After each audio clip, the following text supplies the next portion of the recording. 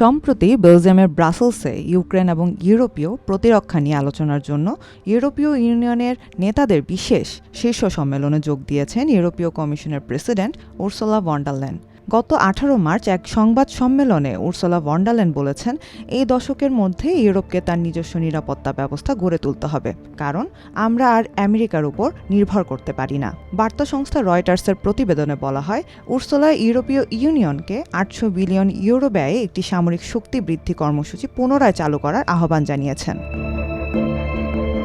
এর আগে ডেনমার্কের সামরিক ক্যাডেটদের উদ্দেশ্যে উর্সুলা বলেন, আমাদের 2030 সালের মধ্যে এমন একটি কার্যকর ইউরোপীয় যোগাযোগ নেটওয়ার্ক প্রয়োজন যা সেনা ও সামরিক সরঞ্জাম দ্রুত পরিবহন করতে সক্ষম হবে। এর জন্য স্থলপথ, বিমানবন্দর এবং সমুদ্র বন্দর উন্নয়নের প্রয়োজনীয়তা রয়েছে। তিনি আরও বলেন, শুধু সামরিক পরিবহন ব্যবস্থা নয়, আমাদের বিমান এবং ক্ষেপণাস্ত্র প্রতিরক্ষা ব্যবস্থা, গোলাবারুদ, আর্টিলারি সিস্টেম এবং ক্ষেপণাস্ত্রের উপর ব্যাপক বিনিয়োগ করতে হবে। এছাড়া উর্সুলা ভন ডার লেয়েন সতর্ক করেছেন, রাশিয়া ভবিষ্যতে ইউরোপীয় গণতন্ত্রগুলোর বিরুদ্ধে একটি বড় সংঘাতের প্রস্তুতি নিচ্ছে এবং তিনি উল্লেখ করেছেন যে যখন আমাদের দীর্ঘদিনের মিত্র যুক্তরাষ্ট্রের ইন্দো প্যাসিফিক অঞ্চলের দিকে মনোযোগ সরিয়ে নিচ্ছে, তখন আমাদের নিরাপত্তা ব্যবস্থা আর আগের মতো নির্ভরযোগ্য থাকছে না। আমরা আবার ক্ষমতার লড়াই এবং প্রভাব বিস্তারের যুগে ফিরে যাচ্ছি।